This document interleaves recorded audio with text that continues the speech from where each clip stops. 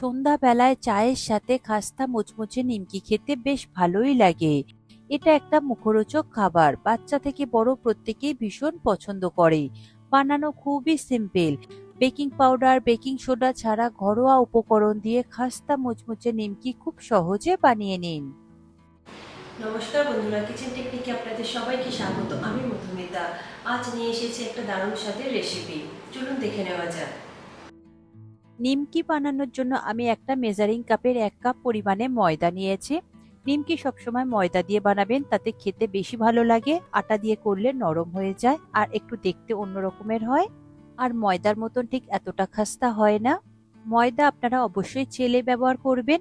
এরপর এর মধ্যে দিয়ে দেব 1/2 চা চামচ নুন, আর নিয়েছি 1 চা চামচ কালো জিরে। নিমকিতে কালো জিরে দিলে খেতে বেশ ভালো লাগে। আর নিয়েছি 1.5 চা চামচ চিনি। এখানে চিনি দিলে টেস্ট বেশ ভালো আসে আর কালারটাও সুন্দর আসে। এরপর সমস্ত শুকনো উপকরণ হাত দিয়ে একবার মাখিয়ে নেব। মিশানো হয়ে গেলে তারপর এর মধ্যে আমি দিয়ে দেব 2 টেবিল চামচ সাদা তেল। 1 কাপ ময়দার জন্য 2 টেবিল চামচ সাদা তেলের প্রয়োজন। তবে সাদা তেলের পরিবর্তে আপনারা এখানে ঘি, বাটার ব্যবহার করতে পারেন, তাতেও খুব সুন্দর খাস্তা মুচমুচে হয়। এরপর খুব ভালো করে এটাকে ময়ান দিয়ে নিতে হবে, যাতে ময়দার গায়ে তেলটা খুব ভালোভাবে লেগে যায় আর তেলের কোনো রকম দলাভাব না থাকে। দেখুন, হাত দিয়ে ঘষে ঘষে খুব সুন্দর করে আমি ময়ান দিয়ে নিচ্ছি, আর কত সুন্দর দেখুন ঝরঝরে হয়ে যাচ্ছে। ঠিক এই রকমই ঝরঝরে করে নেবেন। ময়ান দেওয়া হয়ে গেলে হাতের মুঠোর মধ্যে এইভাবে একটু দলা পাকিয়ে নেবেন। যদি এই রকম দলা পাকিয়ে যায় আর হাতের চাপে যদি ঝুড়ো হয়ে ভেঙে যায়, তাহলে বুঝবেন ময়ানটা পারফেক্ট দেওয়া হয়েছে।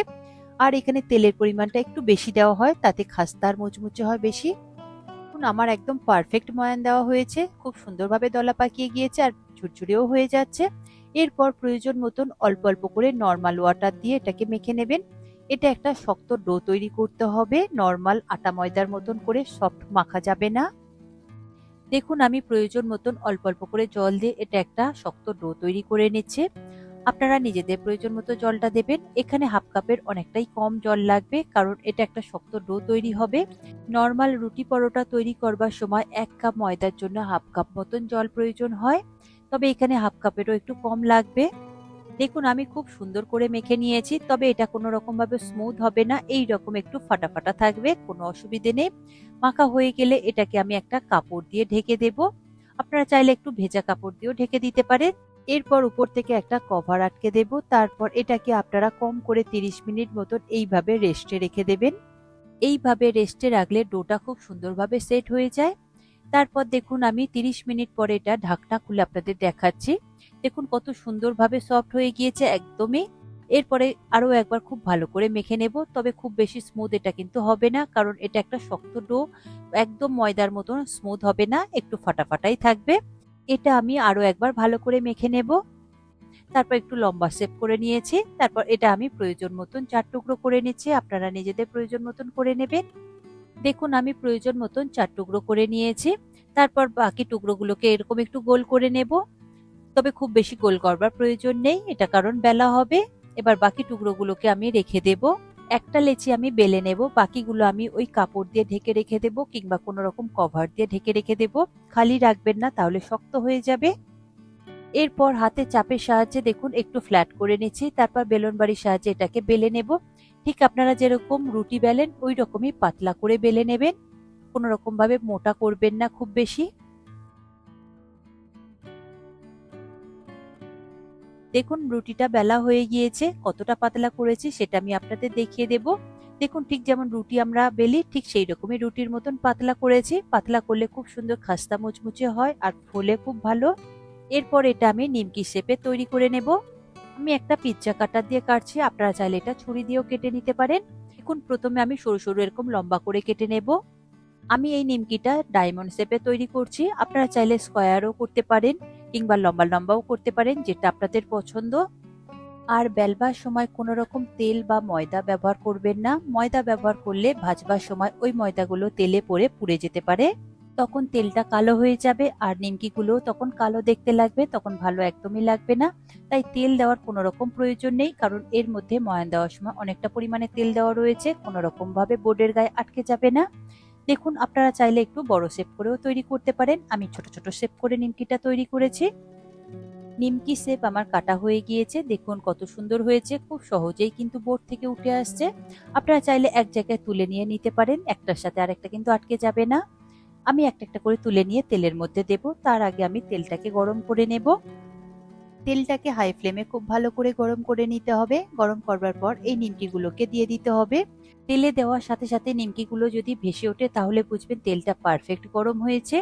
আর এই সময় গ্যাসের ফ্লেমটাকে মিডিয়াম টু লোতে রাখবেন, তা না হলে উপর থেকে কালার চলে আসবে আর ভিতর থেকে কাঁচা রয়ে যাবে, তখন আর খাস্তা মুচমুচে হবে না, খুব তাড়াতাড়ি নরম হয়ে যাবে, একদম লুচির মতন।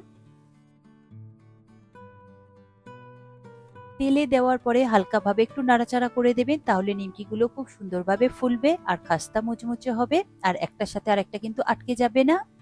দেখুন নিমকির কালারটা কত সুন্দর চলে এসেছে, লাইট গোল্ডেন কালার হয়ে এসেছে। নিমকিটা এরকম লোতে দিয়ে ভাজলে ভিতর থেকেও খুব সুন্দর খাস্তা মুচমুচে হয় আর উপর থেকেও খুব সুন্দর দেখতে কালারটা থাকে, খুব বেশি লাল হয় না। দেখুন নিমকি কিন্তু আমার ভাজা হয়ে গিয়েছে, নাড়াচাড়া করে দিয়েছি। এরপর ঝাঁঝরির সাহায্যে তেল থেকে তুলে নেব, নিয়ে আপনাদের দেখিয়ে দিচ্ছি। দেখুন কত সুন্দর কালার এসেছে আর কত সুন্দরভাবে ফুলেছে। ঠান্ডা হওয়ার পরে এটা আরো বেশি খাস্তা মুচমুচে হয়ে যাবে আর কালারটাও আরো একটু ডার্ক এসে যাবে। দেখুন ভাজা হয়ে গিয়েছে, একটা প্লেটের মধ্যে তুলে রেখেছি। ঠান্ডা হয়ে যাওয়ার পরে আমি আপনাদের দেখিয়ে দেব কতটা খাস্তা মুচমুচে হয়েছে। তবে খুব বেশি লাল করে ভেজে তুলবেন না, তাহলে আরো বেশি ডার্ক হয়ে যাবে। আর নিমকি ভাজতে একটু সময় লাগে, ধৈর্য সহকারে এটা ভাজতে হয়। 10 থেকে 12 মিনিট মতো সময় লেগেছে এক একটা ব্যাচ ভাজতে আমার। আর নিমকি যদি খুব বেশি একসঙ্গে দিয়ে ভাজেন তাহলে সেক্ষেত্রে সময়টাও একটু বেশি লাগবে। তবে গ্যাসের ফ্লেমটাকে কিন্তু ওই লোতে দিয়েই ভাজবেন। দেখুন নিমকিটা ঠান্ডা হয়ে গিয়েছে, আপনাদের আমি ভেঙে দেখিয়ে দেব কতটা খাস্তা মুচমুচে হয়েছে। দেখুন একটা নিমকি নিয়েছি, কত সহজেই ভেঙে যাচ্ছে আর কত সহজেই দেখুন হাতের চাপে গুঁড়ো হয়ে যাচ্ছে, এতটাই খাস্তা মুচমুচে হয়েছে, মুখে দিলেই খুব সুন্দর লাগে খেতে।